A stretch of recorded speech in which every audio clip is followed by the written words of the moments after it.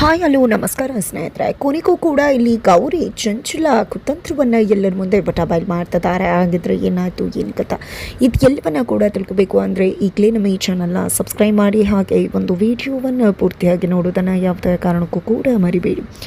ಇಲ್ಲಿ ಗೌರಿಗೆ ವಿವೇಕ್ ತಾಂಬೂಲ ತಟ್ಟಿಯನ್ನು ಕೊಟ್ಟಾಗ ಇಲ್ಲಿ ಗೌರಿ ಹೆಂಡತಿ ಅನ್ನೋ ಜವಾಬ್ದಾರಿಯನ್ನು ತಗೋತಾ ಇದ್ದೀರಾ, ಹೆಂಡತಿ ಅಂತ ಒಪ್ಕೊಂಡಿದ್ದೀರಾ ಅಂತ ಪ್ರಶ್ನೆ ಮಾಡಿದಾಗ ನನ್ನ ಆಫೀಸಲ್ಲಿ ತುಂಬ ಕೆಲಸಗಾರರಿದ್ದಾರೆ, ಅದರಲ್ಲಿ ಇನ್ನೂ ಒಬ್ಳು ಅಂತ ಅಂದ್ಕೊಂಡಿದ್ದೇನೆ ಅಷ್ಟೇ ಅಂತ ಹೇಳ್ತಾರೆ. ಹಾಗಿದ್ರೆ ನಾನು ತೊಗೊಳ್ಳೋದೇ ಇಲ್ಲ ಅಂತ ಹೇಳಿ ವಾದ ವಿವಾದ ನಡೆಯುತ್ತಾ ನಂತರ ವಿವೇಕ್ ಅದನ್ನು ಹಾಗೆ ಕೊಡೋ ರೀತಿ ಮಾಡಿ ಕೊಟ್ಟೇ ಬಿಡ್ತಾರೆ. ಆಗ ಇನ್ನೇನು ಕೆಳಗಡೆ ಬಿದ್ದು ಹೋಗ್ತಿರುತ್ತೆ. ಆಗ ಇಲ್ಲಿ ಗೌರಿ ಅದನ್ನು ಇಟ್ಕೋತಾರೆ. ತಾಂಬೂಲ ತಟ್ಟೆ ಕೆಳಗಡೆ ಬಿದ್ದರೆ ಅಪಶಕುನ ಅಂತ ಹೇಳ್ತಾರೆ, ಅದು ಮಂಗಳ ವಸ್ತುಗಳು ಕೆಳಗಡೆ ಬೀಳಬಾರ್ದು, ಅದೇ ಕಾರಣಕ್ಕೆ ಇಟ್ಕೊಂಡೆ ಅಂತ ಹೇಳಿದೆ ದೇವ್ರ ಮುಂದೆ ಅದನ್ನು ಸಮರ್ಪಣೆ ಮಾಡ್ತಾರೆ. ನಂತರ ಗೌರಿ ಬಂದಾಗ ಏನು ಗೌರಿ ಜವಾಬ್ದಾರಿಯನ್ನು ವಿವೇಕ್ ಒಪ್ಕೊಂಡ ಅನ್ನೋ ಕಾರಣಕ್ಕೆ ದೇವರಿಗೆ ಧನ್ಯವಾದ ತಿಳಿಸೋಕೆ ಹೋಗಿದ್ಯಾ ಅಂತ ಹೇಳಿ ಕೇಳಿದಾಗ ಇಲ್ಲ, ಜವಾಬ್ದಾರಿಯನ್ನು ಅರ್ಪಿಸೋಕೆ ಹೋಗಿದ್ದ. ದಿಕ್ಕಿಲ್ದೇ ಇರೋ ನಮ್ಮಂಥವ್ರಿಗೆ ದೇವರೇ ಎಲ್ಲ ಜವಾಬ್ದಾರಿನ ತಗೊಳ್ಳೋದಲ್ವ, ಹಾಗಾಗಿ ನನ್ನ ಜವಾಬ್ದಾರಿಯನ್ನು ದೇವರನ್ನು ತಗೋ ಅಂತ ಕೇಳಿಕೊಂಡೆ ಅಂತ ಅಷ್ಟೇ ಅಂತ ಹೇಳಿ ಗೌರಿ ಹೇಳ್ತಾರೆ. ಹೌದೌದು, ನಿಮ್ಮಂಥ ದಿಕ್ಕಿಲ್ದವ್ರ ಜವಾಬ್ದಾರಿ ತಗೊಂಡು ದೇವರು ದಿಕ್ಕಾಪಾಲಾಗಿ ಓಡ್ತಾ ಇದ್ರೆ ಸಾಕು ಅಷ್ಟೇ ಇಲ್ಲಿಂದ ಅಂತ ಹೇಳಿ ವಿವೇಕ್ ಹೇಳಿದಾಗ ಏನು ಮಾತಾಡ್ತಿದ್ರ, ಮಾತಿನ ಮೇಲೆ ಇಡ್ತಾ ಇರಲಿ.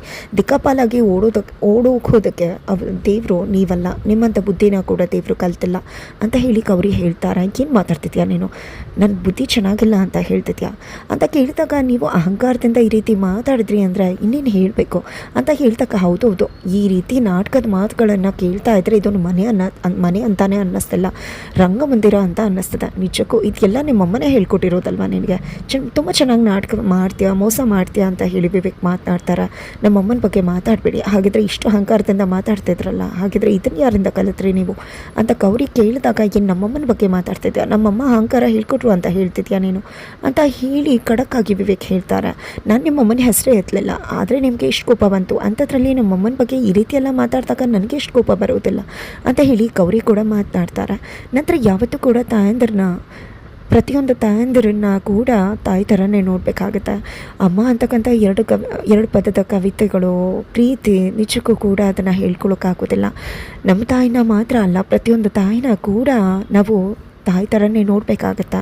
ನಮ್ಮ ತಾಯಿನ ಎಷ್ಟು ಗೌರವದಿಂದ ನಡೆಸ್ಕೋತೀವೋ, ಗೌರವದಿಂದ ಪ್ರೀತಿಸ್ತೀವೋ, ಅಷ್ಟೇ ಪ್ರೀತಿ ಗೌರವವನ್ನು ಬೇರೆ ತಾಯಂದಿರಿಗೂ ಕೂಡ ಕೊಡಬೇಕಾಗತ್ತೆ ಅಂತ ಹೇಳಿ ವಿವೇಕಿಗೆ ಬುದ್ಧಿ ಮಾತನ್ನು ಹೇಳ್ತಿದ್ದಾಳೆ ಇಲ್ಲಿ ಗೌರಿ. ನಂತರ ಆ ರೀತಿ ಮಾಡೋರು ಮಾತ್ರ ಗೌರವವನ್ನು ಉಳಿಸ್ಕೊಳ್ಳೋದು ಅಂತ ಹೇಳಿದಾಗ ಅಮ್ಮನ ಗೌರವವನ್ನು ಉಳಿಸ್ತಾರೆ ಅಂತ ಹೇಳುವಷ್ಟರಲ್ಲಿ ಅಲ್ಲಿಗೆ ಕಾಂತವ್ರು ಬರ್ತಾರೆ. ಯಾಕಂದರೆ ಇಲ್ಲಿ ಕಾಂತವ್ರಿಗೆ ಮನೆಯಲ್ಲಿ ಇರೋಕ್ಕಾಗಲಿಲ್ಲ. ನನ್ನ ಮಗಳು ಅಲ್ಲಿ ಎಷ್ಟು ಸಂಕಟ ಪಡ್ತಿದ್ದಾಳೋ, ನನ್ನ ಮಗಳು ತಪ್ಪು ಮಾಡ್ತಿರೋ ತಪ್ಪಿಗೆ ಆ ಮನೆಯಲ್ಲಿ ಅವಳು ಎಷ್ಟು ದುಃಖ ಪಡ್ತಿರ್ಬೋದು, ಅವರೆಲ್ಲ ನನ್ನ ಮಗಳನ್ನ ಹೇಗೆ ನಡೆಸ್ಕೊತಿರ್ಬೋದು. ಇಲ್ಲ, ನನ್ನಿಂದ ತಪ್ಪಾಗಿದೆ, ನಾನೇ ತಪ್ಪು ಮಾಡಿದ್ದು ಅಂತ ಅವ್ರ ಹತ್ರ ಹೋಗಿ ಕೇಳ್ಕೊತೀನಿ, ಕಾಲಿಟ್ಕೊಂಡು ಬೇಡ್ಕೊತೀನಿ, ಖಂಡಿತವಾಗ್ಲೂ ಅವರು ಕ್ಷಮಿಸ್ತಾರೆ, ನನ್ನ ಮಗಳನ್ನ ಚೆನ್ನಾಗಿ ನೋಡ್ಕೋತಾರೆ ಅಂತ ಅಂದ್ಕೊಂಡಂತ ಕಾಂತವರು ಗೌರಿನ ನೋಡೋದಕ್ಕೆ ಅಂತ ಹೇಳಿ ಗೌರಿ ಮನೆಗೆ ಬಂದಿದ್ದಾರೆ. ಗೌರಿ ಅಂತ ಹೇಳಿ ಹೊರಗಡೆಯಿಂದ ಕರೀತಿದ್ದಾಗೆ ಗೌರಿ ತನ್ನ ಅಮ್ಮನನ್ನು ನೋಡಿದೆ ತುಂಬ ಖುಷಿಯಿಂದ ಹೋಗಿ ಅಪ್ಕೊಳ್ಳೋಕೆ ಮುಂದಾಗ್ತಾರೆ. ಅಷ್ಟರಲ್ಲಿ ವಿವೇಕ ಯಾವುದೇ ಕಾರಣಕ್ಕೂ ಕೂಡ ಇಲ್ಲಿ ನಿಮ್ಮಮ್ಮ ಇರಬಾರ್ದು ಅಂತ ಹೇಳ್ತಾರೆ. ಗೌರಿಗೆ ಶಾಕ್ ಆಗುತ್ತೆ. ನಂತರ ಇಲ್ಲಿ ಕಾಂತವ್ರು ಕೂಡ ನಿಜಕ್ಕೂ ಶಾಕ್ಗೆ ಒಳಗಾಗ್ತಾರೆ. ಯಾವ ಸಂಬಂಧ ಇದೆ ಅಂತ ಅಂದ್ಕೊಂಡು ಬಂದಿದ್ರ, ಇಲ್ಲಿಗೆ ಯಾರೂ ಇಲ್ಲ ಇಲ್ಲಿ ನಿಮಗೆ ಸಂಬಂಧಪಟ್ಟವರು ಅಂತ ವಿವೇಕ್ ಹೇಳಿದಾಗ ಏನು ಮಾತಾಡ್ತಿದ್ರ ಅಳಿ ಅಂದರೆ ನೀವು ನನ್ನ ಮಗಳಲ್ವಾ ಗೌರಿ ಅಂತ ಕಾಂತವ್ರು ಹೇಳಿದಾಗ ಏನು ನಿಮ್ಮ ಮಗಳೇ ನನಗೆ ಹೆಂಡತಿ ಅಂತ ನಾನೇ ಅವಳ ಹೆಂಡತಿ ಅಂತ ಒಪ್ಕೊಂಡಿಲ್ಲ, ಅಂಥದ್ರಲ್ಲಿ ನೀವು ನನ್ನನ್ನು ಅಳಿಯಂದ್ರೆ ಅಂತ ಕರೀತಿದ್ರ. ನಿಮ್ಮ ಮಾತಲ್ಲಿ ನನ್ನ ಅಳಿಯಂದ್ರೆ ಅನ್ನೋದಲ್ಲ, ನನಗೆ ಕೆಂಡದಂಥ ಕೋಪ ಬರುತ್ತೆ. ನಿಮ್ಮಂಥ ಮೋಸ್ಕರನ್ನು ನೋಡ್ತಾ ಇದ್ರೆ ನಿಜಕ್ಕೂ ಎಷ್ಟು ಕೋಪ ಬರುತ್ತೆ ಗೊತ್ತಾ. ಯಾಕೆ ನೀವು ಬಂದಿದ್ದಾಯಿತು, ನಿಮ್ಮ ಗಂಟನ್ನು ಕೂಡ ಕಳಿಸಿದ್ದಾಯಿತು, ಇನ್ಯಾಕ್ರಿ ಬಂದಿದ್ರ ಇಲ್ಲಿಗೆ, ಮೊದಲು ಇಲ್ಲಿಂದ ಹೊರಡ್ತಾರಿ ಅಂತ ವಿವೇಕ್ ಹೇಳ್ತಾರೆ. ಖಂಡಿತ ನಾನಿಲ್ಲಿ ಇದ್ದು ಹೋಗೋದಕ್ಕೆ ಅಂತ ಬಂದಿಲ್ಲ, ನನ್ನ ಮಗಳು ಹೇಗಿದ್ದಾಳು ಏನು ಅಂತ ನೋಡ್ಕೊಂಡು ಹೋಗೋದಕ್ಕೆ ಬಂದಿದ್ದ. ದಯವಿಟ್ಟು ನನ್ನ ಮಗಳ ಮೇಲೆ ಯಾವುದೇ ರೀತಿ ಕೋಪ ಮಾಡ್ಕೋಬೇಡಿ, ನಾನು ತಪ್ಪು ಮಾಡಿರೋದು, ನನಗೇನೇ ಇದ್ರೂ ಶಿಕ್ಷೆ ಕೊಡಿ, ಆದರೆ ನನ್ನ ಮಗಳನ್ನ ತುಂಬ ಚೆನ್ನಾಗಿ ನೋಡ್ಕೊಳ್ಳಿ, ಅವಳು ಈ ಮನೆಗೆ ಒಳ್ಳೆ ಸೊಸೆ ಆಗ್ತಾಳೆ, ತುಂಬ ಜವಾಬ್ದಾರಿಯಿಂದ ನಡ್ಕೋತಾಳೆ. ನನ್ನ ಮಗಳು ಎಂದೂ ಕೂಡ ಯಾವತ್ತೂ ಏನೂ ತಪ್ಪು ಮಾಡ್ತವಳಲ್ಲ, ಆದರೆ ಇವತ್ತು ನನ್ನಿಂದಾಗಿ ನನ್ನ ಮಗಳು ಇಂಥ ಪರಿಸ್ಥಿತಿಗೆ ಜಾರಿದ್ದಾಳೆ. ದಯವಿಟ್ಟು ನನ್ನ ಮಗಳನ್ನ ಚೆನ್ನಾಗಿ ನೋಡ್ಕೊಳ್ಳಿ. ನಾನು ಇಲ್ಲಿಗೆ ಬಂದಿದ್ದು ನನ್ನ ಮಗಳು ಬರಬೇಕಾದ್ರೆ ಏನನ್ನದು ಕೂಡ ತೊಗೊಂಡು ಬರಲಿಲ್ಲ, ಹಾಗಾಗಿ ಅವಳ ಬಟ್ಟೆಗಳನ್ನು ಕೊಟ್ಟು ಹೋಗೋಣ ಅಂತ ಬಂದೆ ಅಂದಾಗ ಅಯ್ಯೋ ನೀವು ಜನ್ಮ ಕೊಟ್ಟಿರೋ ಗಂಟನ್ನೇ ಕಗ್ಗಂಟಾಗಿ ಕೂತಿದ, ಅಂಥದ್ರಲ್ಲಿ ಈ ಗಂಟು ಬೇರೆ ನಮ್ಗೆ ಬೇಕಾಗಿಲ್ಲ, ನಾವೇ ವರ್ಷಕ್ಕೆ ಸಾಕಷ್ಟು ದಾನ ಕೊಡ್ತೇವೆ, ಅದರಲ್ಲಿ ಇವಳಿಗೂ ಕೂಡ ವಸ್ತ್ರದಾನ ಮಾಡ್ತೀವಿ ಬಿಡಿ ಅಂತ ವಿವೇಕ್ ಅಹಂಕಾರದಿಂದ ಮಾತನಾಡ್ತಾರೆ. ಈ ಕಡೆ ಸರಿತಾ ಅವ್ರು ಕೂಡ ದಯವಿಟ್ಟು ಇಲ್ಲಿಂದ ಹೊರಟೋಗ್ಬಿಡಿ. ಅಥವಾ ನೀವು ನನಗೆ ಸಂಸ್ಕಾರ ಹೇಳ್ಕೊಟ್ಟಿದ್ರ, ಅಮ್ಮನ ಮನೆಯಿಂದ ಕಲ್ತ್ಕೊಂಡು ಬಂದಿರೋ ಸಂಸ್ಕಾರಕ್ಕೆ ಮತ್ತಷ್ಟು ಸಂಸ್ಕಾರ ಹೇಳ್ಕೊಡ್ರಿ. ಆದರೆ ಇವತ್ತು ನನ್ನ ಮಗನ ಬದುಕನ್ನು ನೋಡ್ತಾ ಇದ್ರೆ ಇವ್ರು ಮಾಡಿರೋ ಮೋಸನೇ ಕಣ್ಮುಂದೆ ಬರುತ್ತೆ. ಖಂಡಿತವಾಗ್ಲೂ ಇವರನ್ನು ನನಗೆ ಕ್ಷಮಿಸೋದಲ್ಲ, ಇವ್ರ ಮುಖ ನೋಡೋಕ್ಕೂ ನನಗೆ ಇಷ್ಟ ಇಲ್ಲ. ದಯವಿಟ್ಟು ಮೊದಲು ಇಲ್ಲಿಂದ ಕಳಿಸ್ಬಿಡಿ ಅಂತ ಹೇಳ್ತಾರೆ. ದಯವಿಟ್ಟು ನನ್ನ ಮಗಳು ತಪ್ಪು ಮಾಡಿಲ್ಲ, ಅವಳನ್ನು ಕ್ಷಮಿಸಿ ಒಪ್ಕೊಳ್ಳಿ ಅಂತ ಹೇಳಿ ಮತ್ತೆ ಕಾಂತವರು ರಿಕ್ವೆಸ್ಟ್ ಮಾಡ್ಕೋತಾರೆ. ಏನು ಮಾತಾಡ್ತಿದ್ರ ನೀವು ಮಾಡಿರೋ ಕರ್ಮಕಾಂಡಗಳನ್ನು ಕ್ಷಮಿಸೋಕ್ಕಾಗತ್ತಾ? ನೀವು ತೋರಿಸಿದ ಮನೆ ನಿಮ್ದಲ್ಲ, ನೀವು ಶ್ರೀಮಂತರಲ್ಲ, ಅದೆಲ್ಲ ನಮ್ಗೆ ಮ್ಯಾಟರೇ ಅಲ್ಲ. ನೀವು ಬಡವರಾಗಿದ್ದರೂ ಅದು ಯೋಚನೆ ಇಲ್ಲ. ಆದರೆ ನೀವು ನಮಗೆ ಮೋಸ ಮಾಡಿದ್ರಿ, ಸುಳ್ಳು ಹೇಳಿದ್ರಿ, ಎಷ್ಟೆಲ್ಲ ನೀಚತನದ ಕೆಲಸ ಮಾಡಿದ್ರಿ. ಇದಕ್ಕಿಂತ ನೀಚತನ ಬೇಕಾ?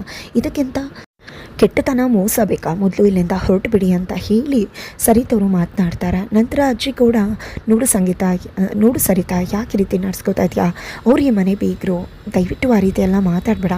ನೋಡಿ ಕಾಂತವ್ರೆ, ಖಂಡಿತ ನಿನಗೆ ಶ್ರೀಮಂತರ ಮನೆಗೆ ನನ್ನ ಮಕ್ಕಳನ್ನ ಕೊಟ್ಟು ಮದುವೆ ಮಾಡಬೇಕು ಅಂತ ಆಸೆ ಇಟ್ಕೊಂಡಿದ್ದು ತಪ್ಪು ಅಂತ ಹೇಳೋದಿಲ್ಲ. ಬಡವರಾಗಿ ಹುಟ್ಟೋದು ಅವ್ರು ತಪ್ಪಲ್ಲ, ಅದು ದುರಾದೃಷ್ಟ, ಏನೂ ಮಾಡೋಕ್ಕಾಗಲ್ಲ. ನೀನು ಬಂದು ಈ ರೀತಿ ಎಲ್ಲ ಮಾಡೋ ಬದಲು ನನ್ನ ಮಕ್ಕಳನ್ನ ನೀವು ತಂದ್ಕೊಳ್ಳಿ ಅಂತ ಕೇಳ್ಕೊಂಡಿದ್ದರೆ ಖಂಡಿತ ನಾವು ನೋಡಿ ಇಷ್ಟಪಟ್ಟು ಅವಳನ್ನೇ ಕರ್ಕೋತಾ ಇದ್ವೋ ಏನೋ. ಆದರೆ ಯಾಕೆ ರೀತಿ ಮಾಡಿಬಿಟ್ಟೆ? ನೀನು ಈ ಮಗಳನ್ನ ತೋರಿಸಿದ್ರೆ ಖಂಡಿತವಾಗ್ಲೂ ಇವಳನ್ನು ನಾವೇ ಮದುವೆ ಮಾಡಿಸಿ ನಮ್ಮನೆಗೆ ಕರ್ಕೊಂಡು ಬರ್ತಿದ್ವಿ ಅಂತ ಹೇಳಿ ಅಜ್ಜಿ ಹೇಳ್ತಾರೆ. ನಂತರ ಇಲ್ಲಿ ಕಾಂತವರು ಕಣ್ಣೀರು ಹಾಕೋಕ್ಕೆ ಶುರು ಮಾಡ್ಕೋತಾರೆ. ನನಗೆ ಆಸ್ತಿ ಅನ್ನೋದು ನಿಜವಾಗ್ಲೂ ಯಾವುದು ಅನ್ನೋದೇ ಗೊತ್ತಿರಲಿಲ್ಲ. ಆದರೆ ನನ್ನ ಮಗಳು ಮನೆಯಿಂದ ಹೋದ್ಮೇಲೆ ಗೊತ್ತಾಗೋದು ನನ್ನ ಮಗಳು ನಿಜವಾದ ಆಸ್ತಿ ಅಂತ. ಈ ನನ್ನ ಆಸ್ತಿಯನ್ನು ಈ ಮನೆಗೆ ಬಿಟ್ಟು ಹೋಗ್ತಾ ಇದ್ದೀನಿ. ದಯವಿಟ್ಟು ನನ್ನ ಮಗಳನ್ನ ಚೆನ್ನಾಗಿ ನೋಡ್ಕೊಳ್ಳಿ. ಬೇಕಿದ್ರೆ ನಿಮ್ಮ ಕಾಲಲ್ಲಿರೋ ಚಪ್ಪಲಿಲಿ ತೊಗೊಂಡು ನನಗೆ ಹೊಡೆದ್ಬಿಡಿ, ಕೋಪ ಇರೋಷ್ಟು. ಆದರೆ ದಯವಿಟ್ಟು ನನ್ನ ಮಗಳನ್ನ ಮಾತ್ರ ನೋಯಿಸ್ಬೇಡಿ ಅಂತ ಕೇಳ್ಕೊತಾರೆ. ದಯವಿಟ್ಟು ಅಮ್ಮ, ಏನು ಮಾತಾಡ್ತಿದ್ಯಾ ನೀನು? ಹೆಣ್ಣತ್ತವ್ರು ಮಾತ್ರಕ್ಕೆ ಈ ರೀತಿ ಎಲ್ಲ ಚಪ್ಪಲಿಲಿ ಹೊಡಿಸ್ಕೋಬೇಕು, ಕೈ ಮುಗ್ದು ಅಂಗ್ಲಾಚಬೇಕು ಅನ್ನೋದೇನಾದರೂ ಇದೆಯಾ? ದಯವಿಟ್ಟು ಈ ರೀತಿಯೆಲ್ಲ ಮಾತಾಡಬೇಡ ನೀನು ಅಂತ ಹೇಳಿ ಗೌರಿ ಹೇಳ್ತಾರೆ. ಈ ಮೋಸದ ಬುದ್ಧಿ ಎಲ್ಲ ಹೇಳ್ಕೊಟ್ಟಿರೋದೇ ನನ್ನಮ್ಮ ಅಲ್ವಾ ಅಂತ ವಿವೇಕ್ ಹೇಳಿದಾಗ ಆಗಿಂದ ನೋಡ್ತಾನೆ ಇದ್ದೇನೆ. ಏನು ಮಾತಾಡ್ತಿದ್ರ ನೀವು? ಮೋಸ ಮಾತ್ರ ನಾವು ಮಾತ್ರ ಮಾಡಿದ್ದ, ನೀವು ಮಾಡಿಲ್ವಾ? ನನ್ನ ಅಕ್ಕನ ಸೌಂದರ್ಯಕ್ಕೆ ಮರಳಾಗಿ ನೀವು ಅವಳು ಏನು ಎಂತೂ ಯಾವುದನ್ನು ಕೂಡ ತಿಳ್ಕೊಡ್ಲತ್ತೆ. ಹೇಗೆ ನೀವು ಮದುವೆ ಮಾಡ್ಕೊಳ್ಳೋಕೆ ಬಂದರೆ? ಒಂದು ಮನಸ್ಸನ್ನು ನೋಡಬೇಕಿತ್ತಲ್ವ ನೀವು ಅಂತ ಹೇಳಿ ಗೌರಿ ವಿವೇಕ್ನನ್ನೇ ಪ್ರಶ್ನೆ ಮಾಡ್ತಾರೆ. ಆಗ ಸರಿತಾ ಮತ್ತು ವಿವೇಕ್ ಇಬ್ಬರು ಕೂಡ ಚಂಚಲನ ನೋಡ್ತಾರೆ. ಬಿಕಾಸ್ ಆ ಜವಾಬ್ದಾರಿಯನ್ನು ಚಂಚಲಕ್ಕೆ ಕೊಟ್ಟಿರ್ತಾರೆ. ತದನಂತರ ಇಲ್ಲಿ ನಾನಾಗಲಿ ನಮ್ಮಮ್ಮ ಆಗಲಿ ಮುಸ್ಕಾಕೊಂಡು ಕೂತ್ಕೋಬೇಕು ಅಂತ ಹೇಳಿ ಯೋಚನೆ ಮಾಡಿರಲಿಲ್ಲ. ಅದಕ್ಕೆಲ್ಲ ಕಾರಣ ನಿಮ್ಮ ಮನೆಯವರೇನೆ. ಖಂಡಿತವಾಗ್ಲೂ ನಿಮ್ಮ ಮನೆಯವರಿಂದನೇ ಇದೆಲ್ಲ ಕೂಡ ನಡ್ತಿತ್ತು. ಅಂದು ಕೂಡ ನಾನು ಮದುವೆ ಆಗೋದಿಲ್ಲ ಅಂತಲೇ ಮೀಡಿಯಾ ಮುಂದೆ ಹೇಳ್ದೆ. ಆದರೆ ನೀವೇ ತಾನೇ ಹೇಳಿದ್ದು, ಅಮ್ಮ ತಾನೇ ಕೇಳ್ಕೊಂಡಿದ್ದು, ಅದಕ್ಕೆ ತಾನೇ ನಾನು ಮದುವೆ ಆಗಿದ್ದು ಅಂತ ಗೌರಿ ಹೇಳ್ತಾರೆ. ಹೌದಮ್ಮ, ಎಲ್ಲರೂ ಕೂಡ ಕೇಳ್ಕೊಂಡ್ರು. ಜಾತಕ, ನಿಮ್ಮ ಮೋಸ, ಎಲ್ಲದರಿಂದನೇ ನಮ್ಮ ಜೀವನ ಇವತ್ತು ಈ ರೀತಿ ಆಗಿರೋದು, ನನ್ನ ಬದುಕು ಹಾಳಾಗಿರೋದು ಅಂತ ಹೇಳಿ ವಿವೇಕ್ ಹೇಳ್ತಾರೆ. ನಂತರ ಇಲ್ಲಿ ಗೌರಿ ಸಿಡ್ತಿದ್ದೆ. ಆಗ್ಲಿಂದ ನೋಡ್ತಾನೆ ಇದ್ದೀನಿ, ಪದೇ ಪದೇ ಅದನ್ನೇ ಹೇಳ್ತಿದ್ರ. ನಾನಾಗಲಿ ನಮ್ಮಮ್ಮ ಆಗಲಿ ಈ ಚುಂಡ್ರಿನ ಹಾಕ್ಕೊಂಡು ಕೂತ್ಕೋಬೇಕು ಅಂದ್ಕೊಳ್ಳಿ, ಇದೆಲ್ಲ ಪ್ಲ್ಯಾನ್ ಮಾಡಿದ್ದೆ ಬೇರೆಯವರು. ಅವ್ರು ಯಾರು ಅನ್ನೋದು ಗೊತ್ತಾಗಬೇಕು ಅಂದರೆ ಪೊಲೀಸ್ ಅವ್ರನ್ನ ಕರೆಸಿ ಅವರೇ ಹೇಳ್ತಾರೆ. ನಿಮಗೂ ಕೂಡ ಗೊತ್ತಾಗಬೇಕಾ ಅವ್ರು ಯಾರು ಅಂತ? ಹೇಳ್ತೀನಿ ಕೇಳಿಸ್ಕೊಳ್ಳಿ. ಅದು ಬೇರೆ ಯಾರೂ ಅಲ್ಲ, ಈ ಚಂಚಲ ಇವರೇ ಹೇಳಿದ್ದು, ನಮ್ಮನ್ನು ಹೆದರಿಸಿದ್ದು, ಈ ರೀತಿ ಹೋಗಿ ನೀನು ಮುಸ್ಕಾಕೊಂಡು ಕೂತ್ಕೋಬೇಕು ಅಂತ, ಇಲ್ಲಾಂದರೆ ಇಡೀ ನನ್ನ ಮನೆಯವ್ರು ನಾನು ಜೈಲಿಗೆ ಕಳಿಸ್ತೀನಿ ಅಂತ ಹೆದರಿಸಿದ್ರು. ಅದೇ ಕಾರಣಕ್ಕೋಸ್ಕರನೇ ನಾನು ಮುಸ್ಕಾಕೊಂಡು ಕೂತ್ಕೊಂಡಿದ್ದು, ನಿಮಗೆ ಮೋಸ ಮಾಡಬೇಕು ಅಂತಲ್ಲ ಅಂತ ಹೇಳಿ ಎಲ್ಲ ಸತ್ಯವನ್ನು ಕೂಡ ತಿಳಿಸ್ಬಿಡ್ತಾರೆ. ಇದರಿಂದಾಗಿ ಚಂಚಲ ಅವರು ಶಾಕ್ ಆಗ್ತಿದ್ದಾರೆ. ಸಿಕ್ಕಿಬಿದ್ದೆ ಅಂತ ಹೇಳಿ ಏನು ಮಾಡಬೇಕು ಅಂತ ತೋಚ್ದೆ ನಲ್ಲುಗೆ ಹೋಗ್ತಿದ್ದಾರೆ. ಹಾಗಿದ್ರೆ ಮುಂದೇನಾಗುತ್ತೆ ತಿಳ್ಕೊಬೇಕು ಅಂದರೆ ಮುಂದಿನ ವೀಡಿಯೋಗೆ ವೇಟ್ ಮಾಡೋದನ್ನು ಮರಿ.